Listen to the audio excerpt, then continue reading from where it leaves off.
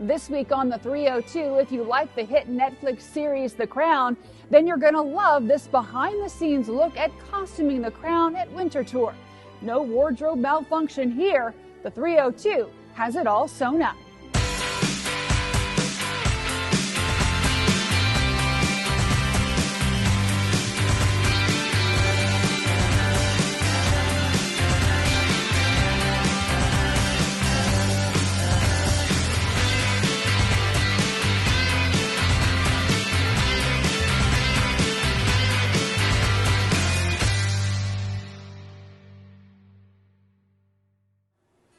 Whether you're a Netflix subscriber or just a history buff, chances are pretty good you've seen the Emmy Award-winning series, The Crown.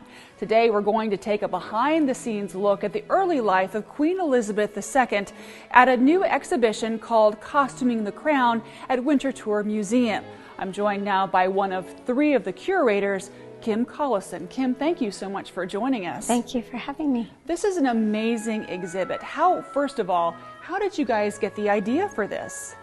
Well, Winterthur has done a couple of costume exhibitions in the past. Years ago, we did an exhibition called Fashion and Film, and more recently in 2014, we did the costumes from Downton Abbey.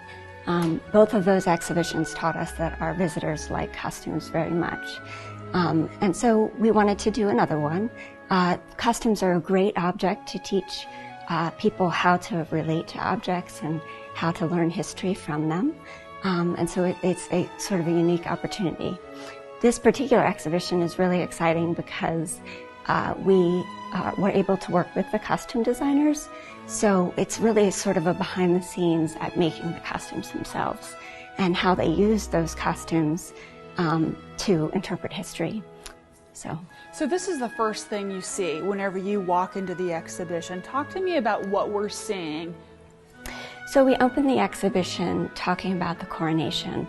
Obviously, it's an important moment in history. It's when she becomes queen. And so we wanted to look at how those particular costumes transform her life in a way. And in the same way, they transform the actors and take them into their roles. So in this section, we have not only the dress and the coronation robes that Queen Elizabeth II wore in 1953 during the coronation, obviously replicas that Netflix used to recreate that moment, but we also have an example of Philip's peer robe. So other people would have worn peer robes, the dukes and duchesses, people of that nature. Now, I know that you said that you worked very closely with the costume designers, one of which worked on Game of Thrones. Talk to me a little bit about the experience of working with them and knowing about the research that they've done and the research that you guys have done as well. Right. So the exhibition was a collaboration. My co-curators, Jeff Groff and Linda Eaton, and I were able to work with both people from the production company, from a number of different costume houses that supplied costumes to the exhibition, as well as with the designers, Michelle Clapton and Jane Petrie. So Michelle Clapton designed for season 1 of the series and Jane Petrie for season 2. And we had the opportunity to talk with them, interview them, and find out sort of what was on their minds and kind of behind creating certain costumes, which is really just fabulous because even certain things we had read or that we thought we understood in terms of color or why they may have chosen something, we didn't always, guess correctly. But hearing it right from them was great, and they put a lot of thought into color and details. And the thing about The Crown on Netflix is that it is historical fiction, right? So you're seeing a side of the royal family that can only be imagined. And so they use these costumes not only to establish it as a historical drama and to get certain things really right in terms of replicating historical moments, but they also are creating characters for us to enjoy. They're building these people and establishing them in the story. And so there are a lot of costumes that are created to sort of show us, what they may have been like, even though we don't really know. So basically we have some costumes that we will see in photos and others that were imagined that maybe we didn't see, but that's the kind of thing they would have worn. Correct. So talk to me a little bit about that. I know this is what we're seeing. We're seeing the coronation first up, but as we go through, what are we going to be seeing? So we started with the coronation, which obviously is one of those instances where things had to be carefully recreated. The next section continues that. We see some things like weddings and other moments that are historically documented. Things like one of the tours and when she's in Kenya, a dress from that. The following section takes us into moments that we don't know what they look like. So it may be moments when they're at home, or it could have been a private celebration. Clothes that Margaret would have worn in her everyday. We know she was a trendsetter and sort of in the forefront of fashion in the 60s, so starting to see some of that. Looking at the Duke and Duchess of Windsor and their more trendy styles. And then we end the exhibition kind of taking it back to that historical moment and looking at costumes that were specifically worn for a television or photo appearance, not just a historical event, but were chosen with the idea in mind that they would be portraying themselves in some sort of lasting moment in those costumes that they wore and then were replicated by the costume designers. Well, I can't wait to show the folks at home the rest of the exhibition. Kim, thank you very much. We'll be right back.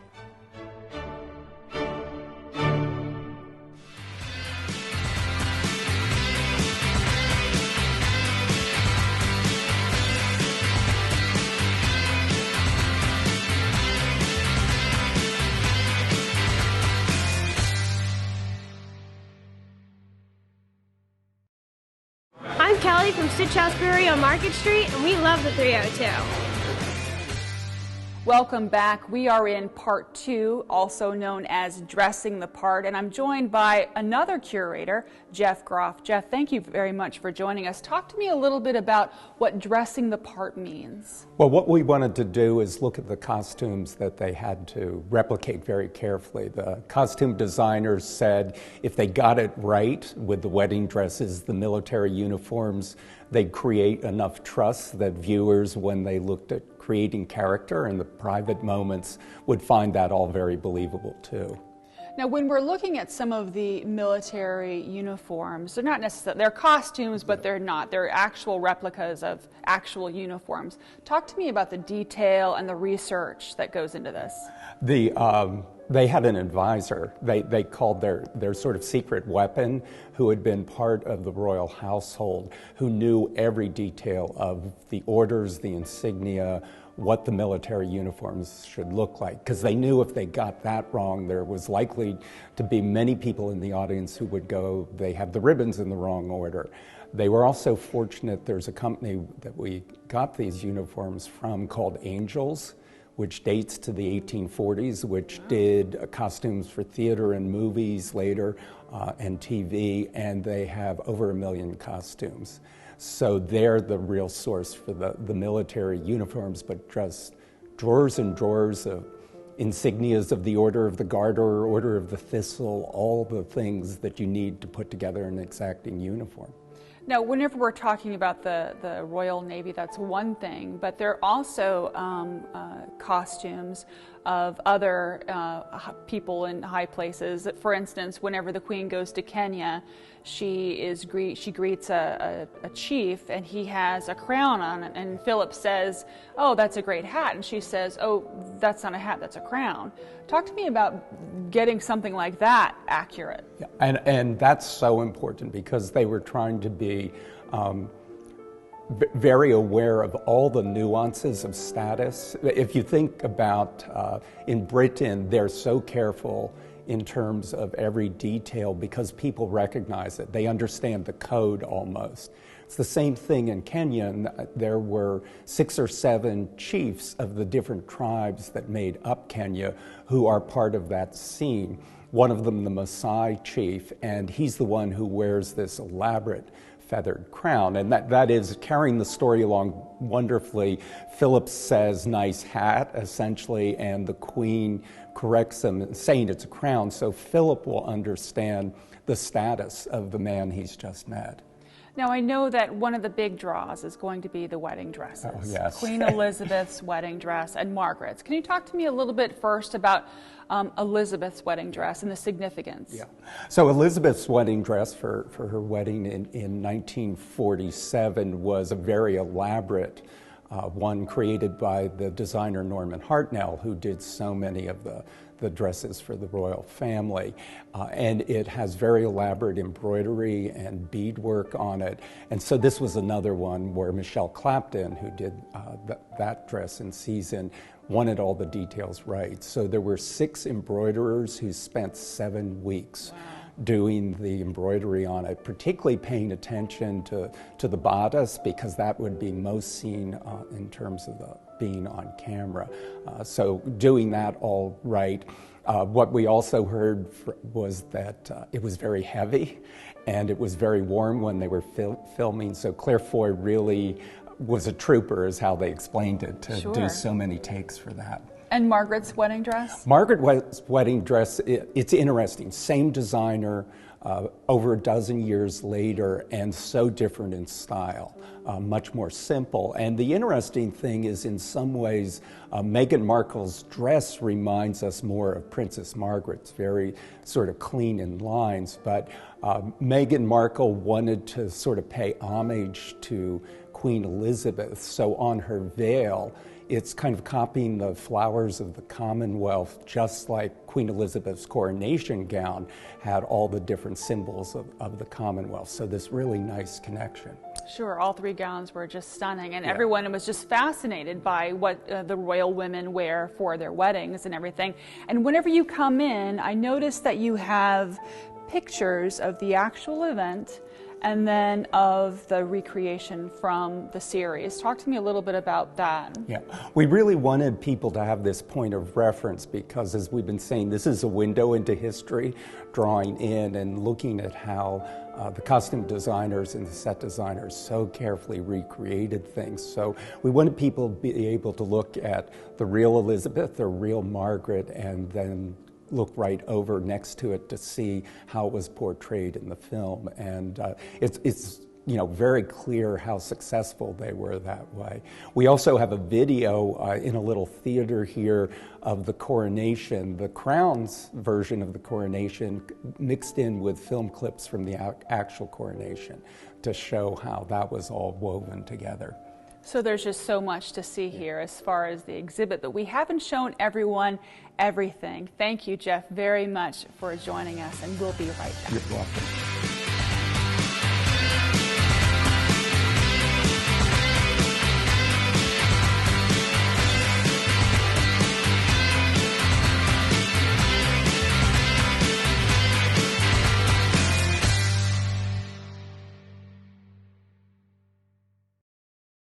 You're watching the 302.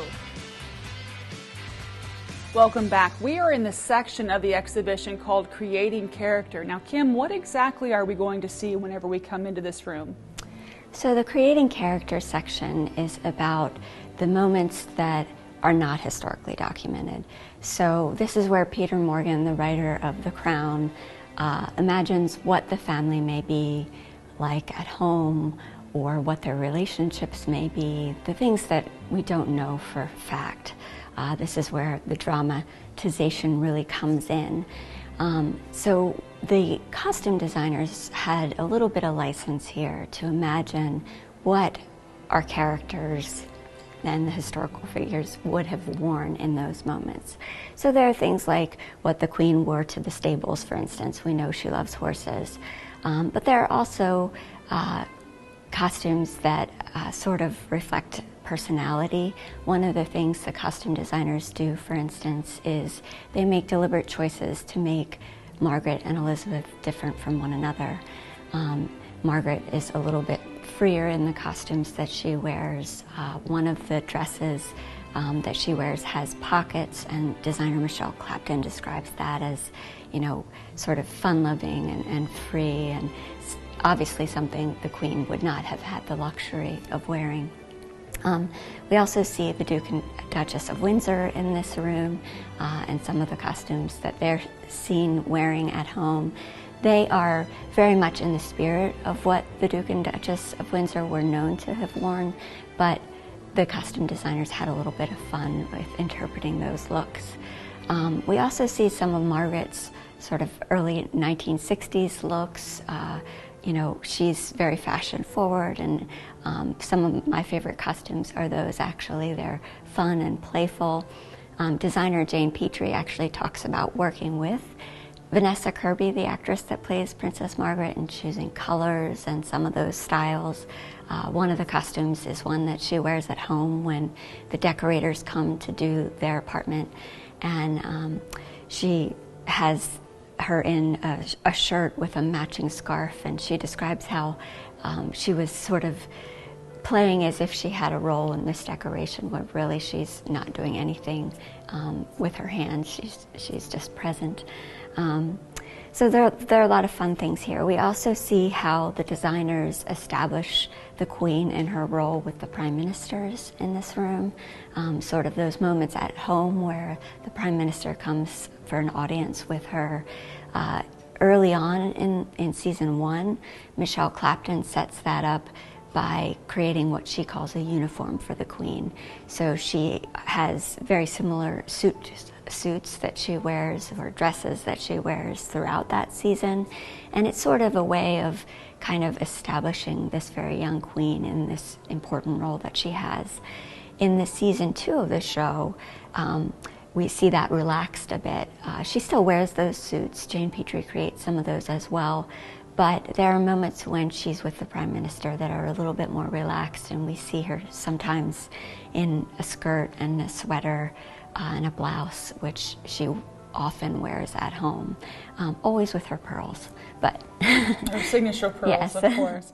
Now, I know that there are a couple of gowns. The teal gown in the back was used twice. Usually, that's not usually done. That isn't usually done. Actually, interestingly, there are 2 costumes in this room that were used twice. The teal dress is one of them. So Jane Petrie created that costume, and it was made for a scene where the Queen and Philip go to the ballet. But she is seen mostly in a wrap. You only see the strap of the dress, and it's this beautifully embroidered dress that Jane and her team made. So she was disappointed that that's all that you got to see. So when the opportunity presented itself to have a dress of that nature for the anniversary, it was Philip and Elizabeth's 10th anniversary, she had her wear that dress again, in which you get to see it in its full glory. It's really beautiful, and it's also on the poster. Yes, and then the other dress that was worn twice is actually a dress that is Margaret wears, and it is one that, you know, it's obvious. It's actually hard to tell that she wears it in 2 occasions, but she wears it once when she's singing with her father, and she wears it a second time when she goes and meets with Peter Townsend. That's a very touching scene. I remember that very clearly. Yes, and so, you know, she wears this dress in 2 instances with the men that she really loved, and I think that Michelle Clapton really liked the dress for that reason. So they were really able, the designers, to make the costumes almost like a character in and of themselves. Yeah, and they certainly help to build character, and that's one of the things that I really enjoyed learning about when we were preparing this exhibition, is the ways in which they really thought about how these costumes help to tell the story. Mm-hmm. And I just found that fascinating. You know, the details and the things that they considered in creating the costumes, so that they knew they were evoking the personalities that they thought Peter Morgan had created in the story. That certainly comes out. It's a very, very beautifully designed exhibition. Kim, thank you very much for joining us. We'll be right back.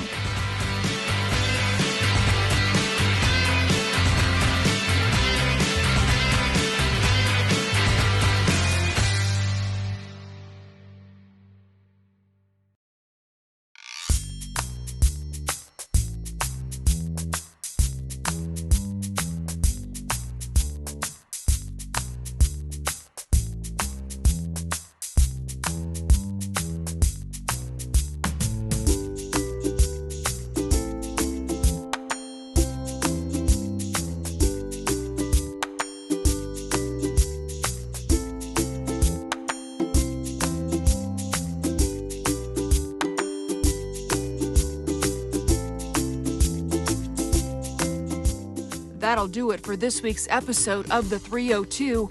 We leave you now with images of the life and reign of Queen Elizabeth II. I'm Jackie Ferris. Until next time, tell them you saw it on the 302.